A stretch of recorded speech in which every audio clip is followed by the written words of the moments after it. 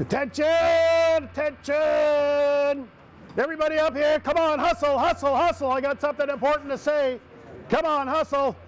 Shut up! Now, I just got a call from our biggest client.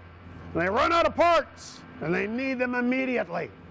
So everyone here is going to stay for an extra 3 hours so we can get the order out tonight. Now, the faster you get started, the faster it'll get done. Now, I'll be calling in about 3 hours and find out how everybody's doing. Now, get to work. I don't want to hear that anybody went home. Would your people say that you, as a supervisor, lead by example? I'm Greg Schenkel, President of Unique Training and Development and Frontline Leadership Systems. And today we're going to look at leading by example, but from the lens of how your employees may see you. After all, when we ask people, tell us about the best leader that you've ever worked for, often the fact that they were willing to lead by example is one of the key attributes. So does your team think that you do a good job of setting a good example for them? Think for a minute about a leader for whom you've worked, where when you think of them as being an exemplary demonstration of leading by example. Chances are you're going to think of someone who, when there was extra pressure and stress on the team, they dug in, they rolled their sleeves up, they helped the team out, they walked through supporting, encouraging, lending a hand. All those things are leading by example. And then think of a leader you may have worked with or for who did the exact opposite, told people that they needed to work hard, but then the leader left work early and left them just to struggle with things. So if you're leading by example, you've worked for leaders who are good at it and ones that aren't good at it. So what does your team think? Well, I've got a few tips so that your team will see you as being exemplary and leading by example. So tip number 1 is be willing to get your hands dirty.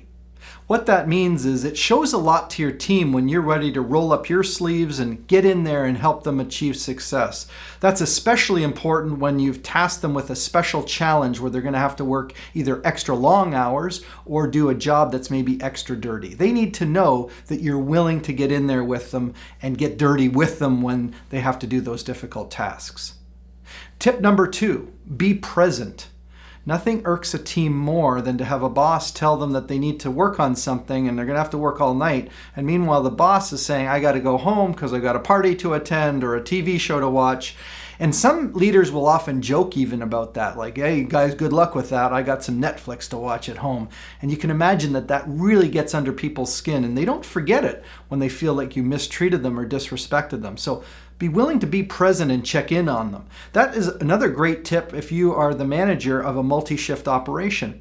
Those guys on the afternoon and the night shift, they need to see you every once in a while. So be present with them so that they know that you care, that you're leading them by example. And the third and final tip is to be encouraging. And what that means is that as people put in extra effort and do what it takes to generate the results that you need to come alongside them and so show them some appreciation, to acknowledge them doing that. I remember one supervisor had a crew of guys and they were working on a weekend, and so they were earning overtime, and the weather conditions were awful and it was difficult work. And the supervisor at first thought, you know what, the guys don't need a thank you. They're getting paid like double time or double time and a half for this work. That's thanks enough.